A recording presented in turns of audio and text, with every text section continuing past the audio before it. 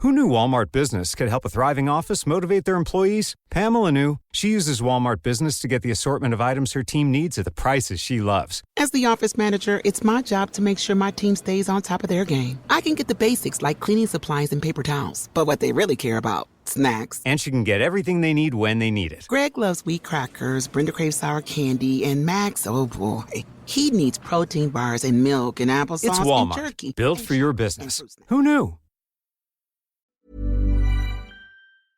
We really love that we get to record the Sewing Club podcast on Turrbal and Yagara country. We pay our respects to their elders past and present. Hello, welcome to the Sewing Club podcast. I'm Gemma from Sewing Gem. And I'm Kylie from Kylie and the Machine. And today's episode is... The Ether Dress by Pattern Fantastique. Tell us a little bit about the Ether Dress. I'm going to read the back of the pattern because it's got an awesome description. Love this. The Ether Dress design was inspired by a light, puffy, cloud-like seersucker fabric. With simple construction, maximising volume and texture, the ether will make you feel like you are from another world. The structure is anchored by a fabric rope that ties off at the centre front split. The rope crosses at the centre back into a loop, radiating gathers. Whoa. Wow. I love that.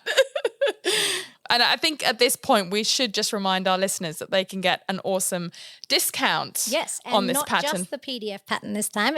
You can get a discount on the PDF pattern, but you can also get a discount on the printed pattern from Nita Jane, 25% off. Yeah, amazing. Yes, and the discount is always Sewing Club Podcast. Yeah, that's right. Let's describe the garment first because it is something very different. It is a bit different. And for me, it's got quite a standout feature in that it has a rope that crosses over at the back and then ties at the front. And it looks quite different from lots of things that I've seen. So, yeah, that's quite a defining feature, I think, of the garment. Yes. It has the option for sleeves or for sleeveless. So you can either just have the rope more exposed or you can have some sleeves coming off of the rope. Yes. And it's got a beautiful little sort of twist gather. Yes. At the back, the base of the back almost. It's got like a low back. Yeah, it is a low back and quite a low front actually. I mean, you have to sort of fiddle around with it, but the actual pattern itself is long. However, both you and I ended up shortening ours to different degrees. But yeah, I think that pretty well sums up the pattern. It's like an A-line kind of dress. It has pockets. It has pockets, inseam pockets. Yeah, the sleeves are quite open and they cover your shoulders, but they're not a true sort of sleeve. They're kind of just sort of floating like over a sort there. of almost like a flatter sleeve kind of thing. Just to give a bit of coverage. And then the sleeveless version, it just has the rope as the just straps, the ropes, kind of thing. Yeah. And which version did you make? I made the sleeved version. The version with sleeves, but I ended up shortening mine to about knee length. So that was sort of the change that I made because I felt like for me personally, the amount of fabric, and there is quite a lot of fabric in this dress. I think that from the size that I made, it was well over 3.5 meters. I felt that after I'd made it, it sort of engulfed me a little bit too much. And then by shortening it up to my knee length, I was much happier with it. I made a top version just because the fabric I chose, I just made it as long as I could and it ended up being like a tunic length. Okay, yeah, looks cool. We'll come back to our experience sewing it. Yes, absolutely. But we got to talk to Nita Jane. We did. Who is the force behind Pattern Fantastique. And Pattern Fantastique has been around for a long time. A long time, yeah. And Nita has been in the fashion industry in Melbourne for many years before starting Pattern Fantastique. Yeah, I think she worked for lots of, designers, high-end designers and really enjoyed, I think, being part of that. All analog, hand-sketched amazing pattern making. And then she had to teach herself how to digitize the patterns. Yeah. And here we are. Yeah. I think she had to make a bit of a turn, there was a bit of a fork in the road when, the GFC hit. And I think a lot of the industry itself changed, I think. And, she said I think she'd had children at that point, had young children, and described it as teching up. So she had to sort of go and teach herself a few things about, pattern making and I guess how it had changed. And then Pattern Fantastique was born. I think that in Melbourne there was a really strong fashion industry up until about that point. And, we spoke to Stylark about that. How it and changed. Those changes. And, so a lot of people were affected by that. Yeah. And luckily we've had a couple of pivots and then we have more pattern companies for home sewists Yep. as a result, which is not a bad thing. It's a No. great thing. Yeah. So she said, I think it started in about 2015, I think, in the end. Mm. And she's been able to travel all over the world, or she's lived all over the world, really, Yeah. hasn't she? And we talked to her a lot about that. Yes. And I think some of the designs for the patterns have been, inspired by living in different places as well. Definitely. I mean, if we think about what we want to sew, I mean, the first thing I think of is sewing for the climate that you live Yes. in. So you can actually see which designs came out of Melbourne and which designs came out of Vietnam. Yeah. And this design is clearly from Vietnam. And, she talked a lot, didn't she, about the cultural differences when it comes to dressing. And that was, we probably could have talked about that all day. But, I think in Vietnam it was quite different, and she felt quite liberated, I think, living there and perhaps not having the same restrictions, or whether they're just perceived restrictions or actual restrictions in terms of what she needed to be wearing for certain things. And I think that's kind of reflected in the dress itself. Definitely. Coming through the fashion industry, there's an expectation that you put on yourself that you've got to be dressed a certain fashionable way or just your style all the time. There's no, other option. Yep. And then sometimes when you go to a different place and you don't know anybody, you can really sort of let go of that and kind of immerse yourself in the local community. She talked about the inspiration, didn't she, behind the dress. And we said at the beginning, the rope feature really stands out. And she talked about being in Vietnam and seeing the markets with these sort of intricate, really well-made ropes and, wanting to kind of take that and incorporate it into a design. I've always had this sort of interest in utility and how to elevate everyday materials into forms of beauty, and how, during times of scarcity, economic times of scarcity, a lot of designers will use things like, terry toweling or something really basic to become, more elevated, more appreciated. And, we're in the markets in Vietnam and there's all this kind of cord and rope, and I was like, oh, it's so amazing because it's so tactile and it's kind of inappropriately large and a bit coarse. So I just I think it was fell up with that really, and that it's taking it out of context because it's a macrame supply, and sort of recontextualizing those materials to become something new. And because I had that fabric was so textured, I felt like it needed a contrasting texture to host it all together. I think she touches on a really important point there, the quality of the rope. And this was something that we both had a bit of a challenge with, because I wouldn't say that either of our rope was particularly high quality. Yes, I mean, and we just walked into a big box shop. You know which one we're talking about. And we were not spoiled for choice. No. There was only really a couple of options. White, black. I couldn't even get the size that I really wanted. Yes, I didn't really want white either. I wanted the black. Yeah. And there was where I was, there was hardly any of the black. So, and then I found it's also the feeling of it. Feeling of it. I'm sure that you can get better rope than our rope. The quality of my rope, it was almost unraveling as I was threading it. Mm-hmm. And not how you might think, like at the end. In the middle. In the middle. It was like it had little nicks or cuts. Yeah, it was just terrible, actually. Yeah, mine was, and it was the last of the roll, and it was like, well, this is clearly I've left it to the last minute here, so I'm buying this rope. But you want the rope to be like this beautiful feature, not this thing that you're like, ugh. So it would be nice with a better rope. It's definitely worth searching out a good quality rope. I think probably online or. I think Nita Jane said that she's making up some kits. She did, so that you can do.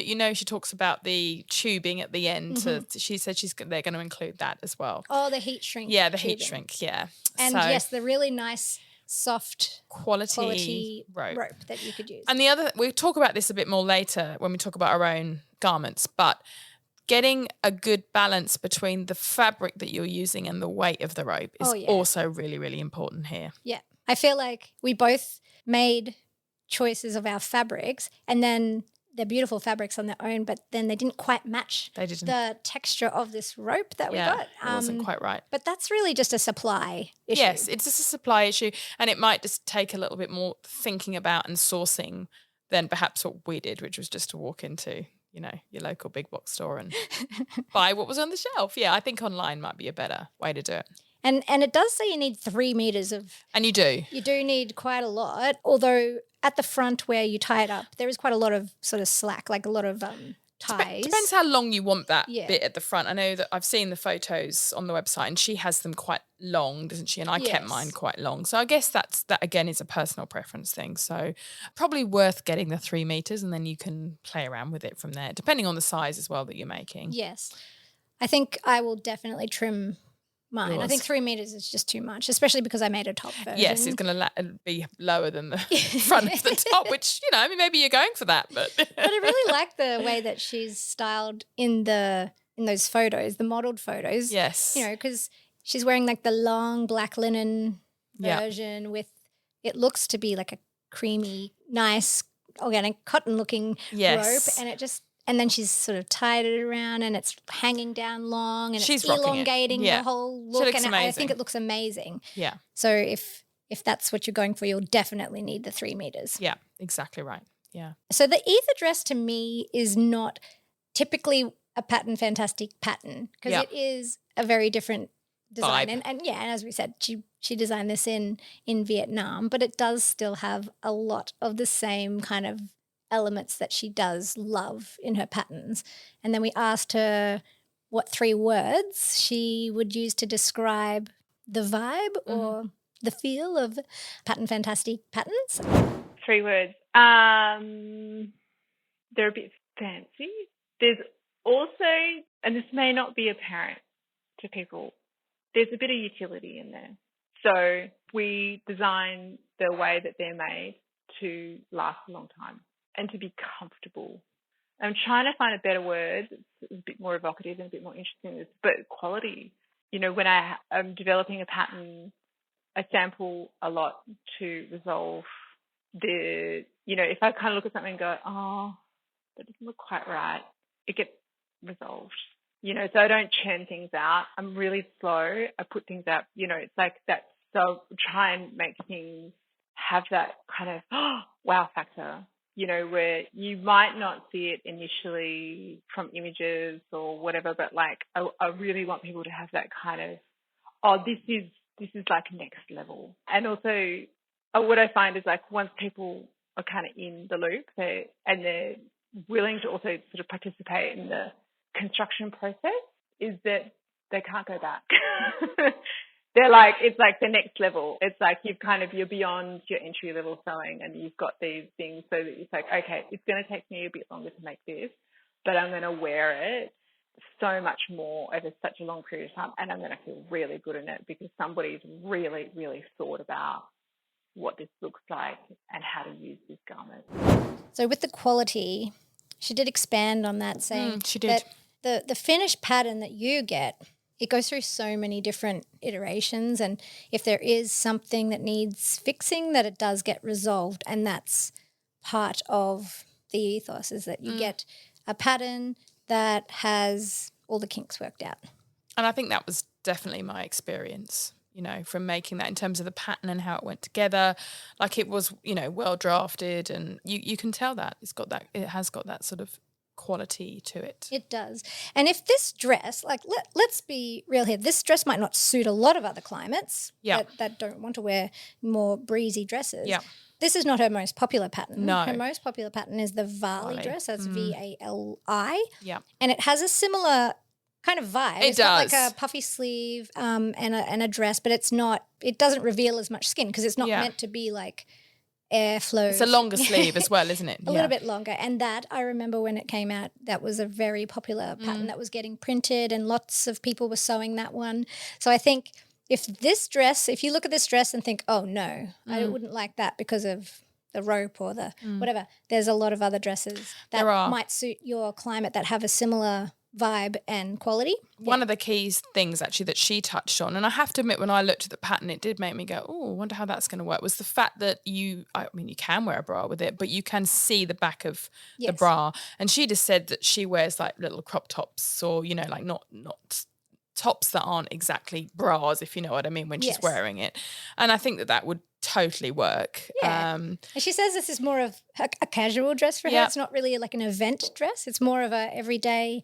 She says she walks her dog to through the park and throw throw it on after the beach. Even she said like a beach throw, and it has got that kind of vibe to it for sure. Although I think if you could get like that satiny rope and you could elevate it like to a silk or something else, you could definitely jazz it up for nighttime for an event. So silk dupion with a real stiff kind of Speaking of fabrics, the fabrics a really important thing here I think with this dress, because I think I didn't get quite the right fabric for mine. And Nita Jane actually talked about getting some fabric with a bit of crunch to it that's going to kind of hold its structure a little bit. Especially for the sleeved sleeve area. Yeah. I used a linen lyocell blend, and it's too relaxed. It looks very much like a beach throw.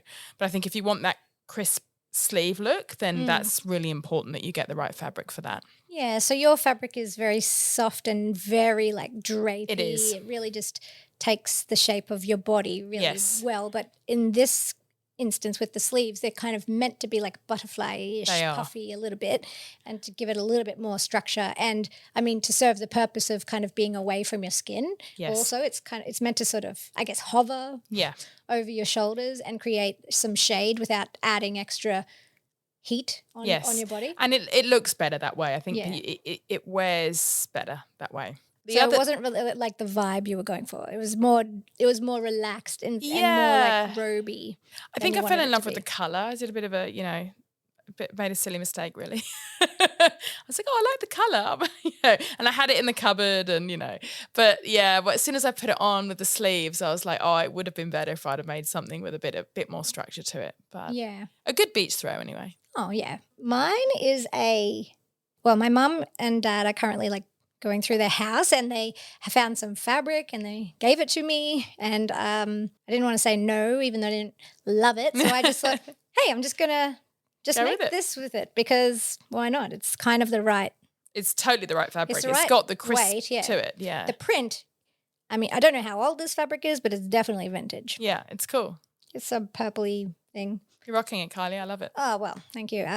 I definitely prefer plain fabrics over prints. Yeah, okay. In like 90% of the time. I think that's me too. Except for stripes. Yeah, I hear you. Yeah, the odd check even, but yeah.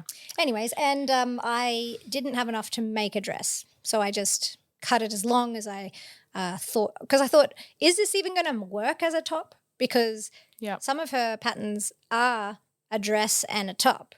And that in the same pattern, and this one isn't. So is there a reason why? And it's probably that you need to have kind of the weight of a dress kind of thing to hold it in place. However, mine's more like a tunic length. Yeah, it works. Yeah, it works. I think because you've got the structure in the fabric, it kind of provides that sort of like weight to it almost. Yeah, and I just want to rip out that rope and put new rope in. Yeah, I'm the same.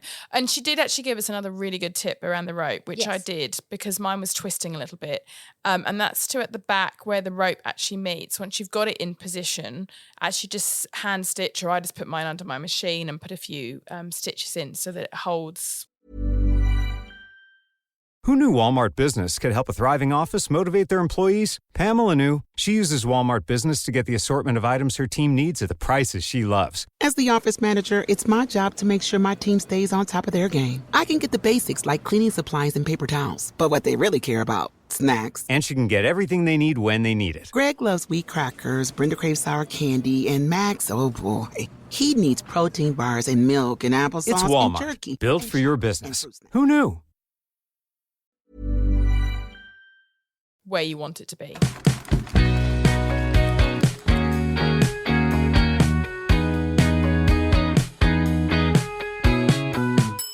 I think you're going to be really proud of me, Kylie. Why is that? Because I didn't do a twirl. Ooh. I just went for it. I was really nervous. Didn't have quite enough fabric either, so I was channeling our previous podcast about zero waste, and I was like, no, I'm gonna manage to get it out of this.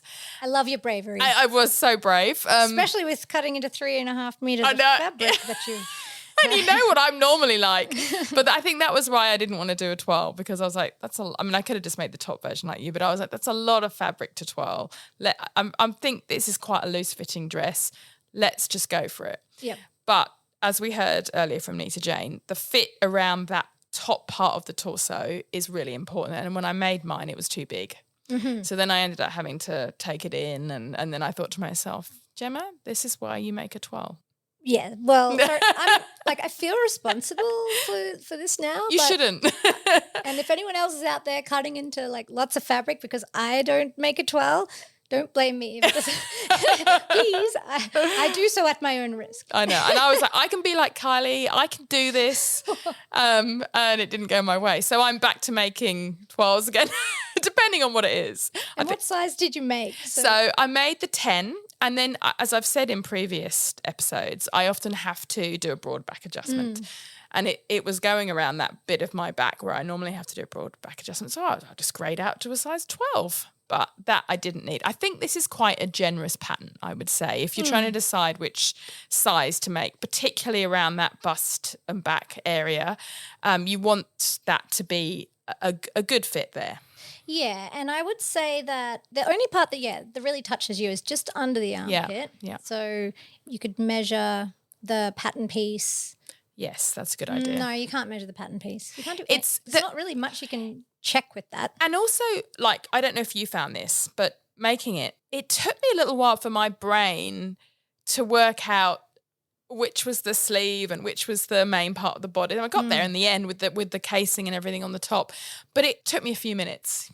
So working out on the pattern, you know, how it was the sizing. It's not a typical sleeve thing. It's more of a long, narrow piece that you don't know which is the front and which is the back just from looking at it. But it is easy to work that out. It is. But yeah, so with the sizing, I think that a lot of Pattern Fantastique designs are meant to be oversized in their look, but still fit in the right places. So the only place that really fits is under that armpit. Yeah. And if it was a little bit too loose, because you do that binding near there just to finish it, does it make it a bit more difficult to take it in? Or it did, and the pockets as well. So I think if you're not sure about the sizing, I would be inclined first time around to not even do the pockets, because then you can just take it in as much as you need in one sort of long line. It actually wasn't too bad under the arms, because if you're taking it in, you just take in a bit more of the binding part. It was more around the pockets, or I had to then unpick the pockets and take that in. And I kind of thought, next time if I'm going to go straight into it without making a twirl, I won't make pockets, because then it's much easier to adjust. My main thing that I would say in terms of the fit is very low in the bust area for me. I mean, I've got a short torso, so I should probably assume that would happen, but I wouldn't have known how to adjust the pattern, the first time. Yeah, exactly. But yeah, I think you could add to the sleeve and the front bodice at the front so that it's a little bit higher. Yeah. I mean, you are usually looking to lower things. Yes. But this is a bit low on you as well. It is quite low, yeah. And it's okay. When you're standing up straight. Yeah. There's no bending down in this dress. Not if I haven't got a bra on anyway. So it's more of a waltzing dress. Yeah. Than picking up the toys off the floor dress. And for me, actually, that's where I sort of think I could see me in the beach, because I've got a bikini or whatever on and I just put this over as a cover up. Then I can see me actually, wearing it more frequently that way. I actually think I would wear it more frequently without the sleeves. But I wanted the sleeves because I thought, I really like how they kind of look like wings at the back, and they kind of cascade over the back. And, I love the look of the sleeves. Yeah, really. But get the right fabric, get the crunch, and then you'll look angelic. I just think that if I had the version without the sleeves, I could pull the whole thing tighter. Yes. In more. Yeah, it would be less restrictive over the arm area there. And then I would feel more sort of held in, secure. Like true. Like it won't expose me if I bend over. Yeah, no, that makes sense. Yeah. Maybe I am not quite in the size range. Maybe if there was a smaller size, it probably might be a little bit better. Yeah. Yeah, I hadn't made a Pattern Fantastique pattern before, so I wasn't, I could see that they're fairly oversized, but I just, my theory with, I guess, the way I did it was I'd rather be bigger and take it in. It's always a good way to go. When you're going no twirl, that's always it's harder to add. So that was kind of my logic, as well, knowing the alterations that I often have to do around that bit of my body. But yeah, it wasn't necessary this time. So, but also the type of fabric I had, I think probably stretched out a little bit in the underarm there, because it's quite a loose weave kind of fabric. So definitely don't skip the bits where it says to stay stitch, or if you've got that whole section of preparation. Yeah, that Love was it. great. We love that. So it's quite a different way of working, but at the beginning of the booklet, there's literally just one whole page that gives you instructions for pressing up, prepping. So when you come to use each piece, it's just, half done for you. You can just roll on. Yeah, see, for me, I love this way of working, because turning up hems and turning, 1 centimeter up on a long casing, I don't want to do that in the middle of when I'm sewing. I want to be able to just sew. And basically, in this one preparations page, you get all the boring stuff done in sort of one go in a batch, and then the rest is just construction. Yeah, it's good to get that out of the way, isn't it, at the beginning? And I think it makes you more accurate as well as you're doing it. Yeah. It's easier to make a mistake if you have to keep stopping and starting rather than just doing it all at one time. And then you kind of get in the groove of ironing as well. Yes, you do. There's a lot of pressing. That pressing very important. Does make a big difference in the end, because those casings, I thought they were like a facing casing. Yes. Facing but casing. part of the garment, right? Yeah, I thought it was but the casing is kind of a loop almost. Yeah, it's like a loop that's attached additional. to. Yeah, I really like how that is done, because it does make the rope flow nicely in there, and then the sleeves and the bodice, especially that back bit, they're not altered by the rope going through. Yes. True. It's hard to explain what I'm saying. But I agree. It's been well drafted. It's really. And it comes back to that quality that we talked about at the beginning, the thought behind it. It looks more simple than it is. Yeah. Because everything has been very carefully considered. Yes, agreed. There's just one little thing that annoys me, but just very little, and it's the part of the sleeve. So you have to put the binding on half of the sleeve and half of the bodice, because that is going to be the finished edge of the underarm part. Yep. But then when you add the sleeve to the bodice, I wish I had put binding on that bit, because that bit, when I lift up my arms, you can see the overlocking stitches, and I wish that was binding as well. Yeah. Just because everything else is so elevated and nicely finished, it's just a shame about that little tiny bit. Yeah. But that's something you can just do. Yep. If it annoys you as well. Yeah. If you're pernickety about these things. So did you have any problems? It all just went together Like fine? it went together really well. My only issue was, as I said, I didn't make a twirl. The sizing wasn't quite right in the places that it needed to be, and then I had to kind of fiddle it. The other thing was, I found that for me personally, and this is just personal taste, I guess, or preference, is that when I was wearing it really long, I felt like it engulfed me a bit. Then when I took it up to my knees, I was much happier with the balance of the overall garment. So I think if you do feel that way when you put it on, just know that you can obviously shorten it. You can make it a top like Kylie or a tunic, or mine is pretty much knee length, so you've got options.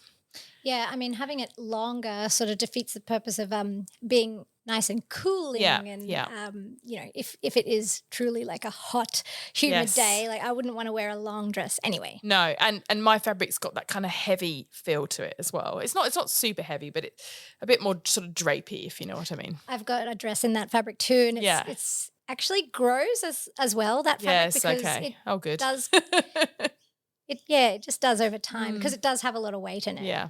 What would be the perfect fabric to make another one? Like a linen? I think a lightweight cotton. A lightweight cotton? Do you think? I don't know. It's because it's got a bit of crunch to it. Yeah, and she talked about textured fabrics. Yes, textured would work really well. Yeah, and then we went on a bit of a tangent talking about how we could have textures and the rope, and it's like all these nice textures that go together, very like boho.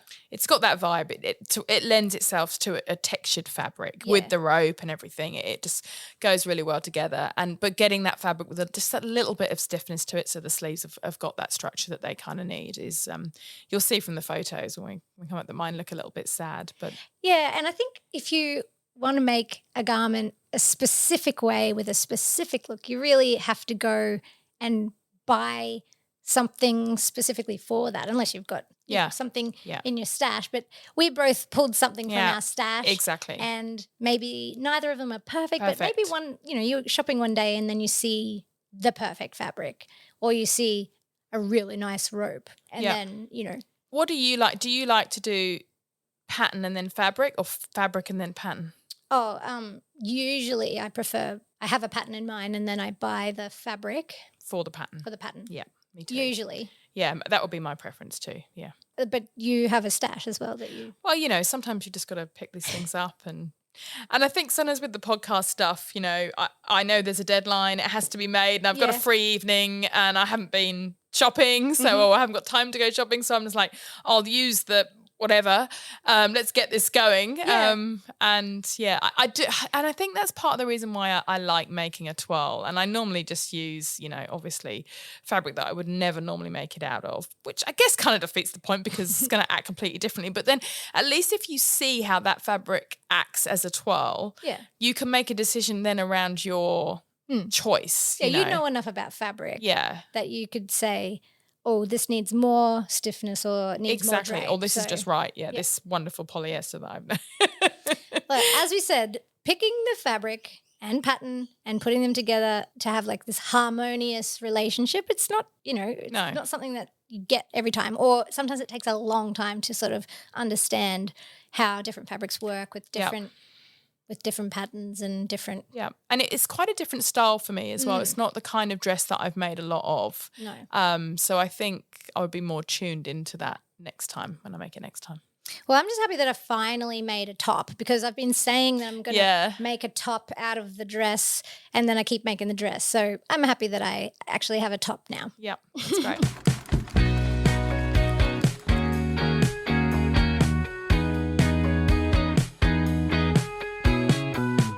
All right, should we do the ratings? We should.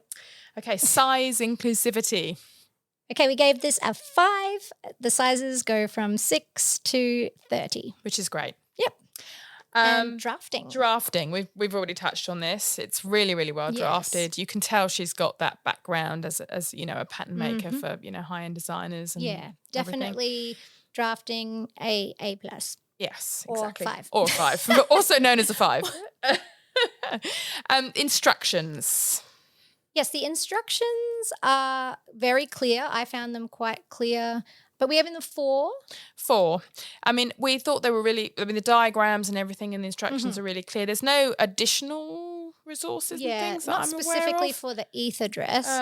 But I think a 4 is a good, solid score. Yeah. I think that, like, for me, it was very clear. There was not a diagram for every step. No. So some steps are just words, which I found fine, but I think maybe there's some assumed knowledge there. Yeah, there is. I mean, you wouldn't be making this pattern, I don't think, as a complete beginner. No.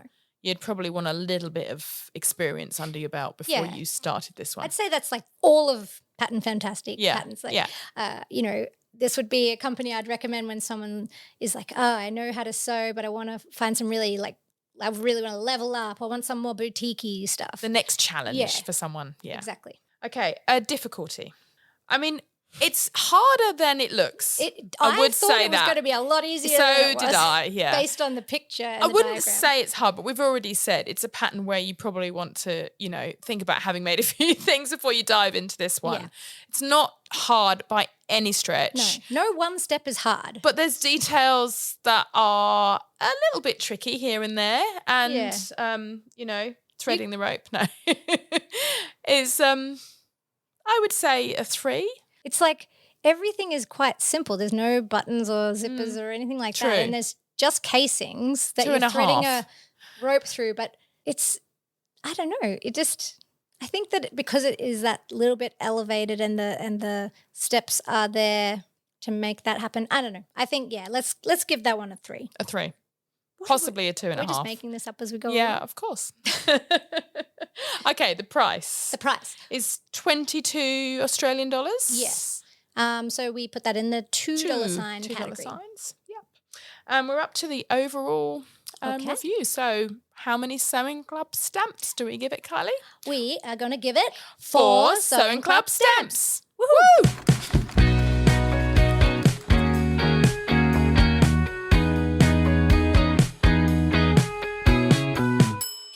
Sally. Hi, Sally. Hey guys, how's it going? Good. How are you? Yeah, I've moved house. Oh, gosh. So that's how I feel. Yeah, we're here.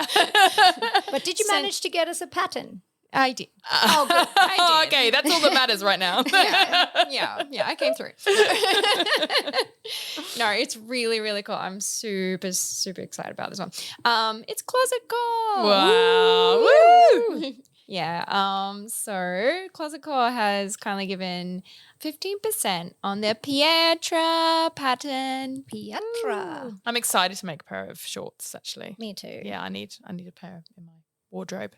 Yeah, it's Still very cool. shorts weather. It is. I reckon it's going to be for a while, I reckon. Yeah, we're full shorts. Yeah. We're full shorts with them until August. Yes. So if you want to head over to Closet Core's website and put in the usual Sewing Club podcast discount, it's 15% off. Pietra. Thank you, Sally. You're welcome. So thanks so much for listening, everyone. We would love it if you could join our Facebook group, the Sewing Club Podcast Community, where we can share our makes and tips and tricks along the way. And we have an Instagram as well, which is sewingclub.podcast. We have feedback forms attached to that. You can see our garments in the wild. We post videos there, and we love hearing all the feedback, so keep it coming. We'd love it if you could subscribe, rate, review the podcast. All of that helps to get this podcast to as many people as possible. Till next time. Till next time.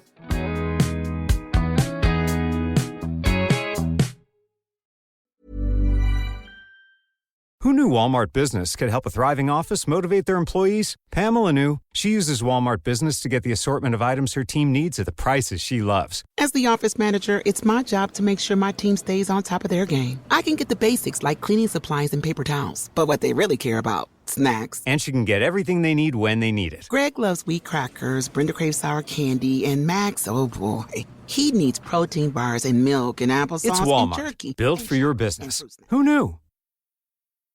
On the under $3 menu at McDonald's, a McChicken is $1.50. Because when you're craving a McChicken, you deserve a McChicken. And now that McChicken is just $1.50 with McValue. Limited time only. Prices and participation may vary. Prices may be higher for delivery.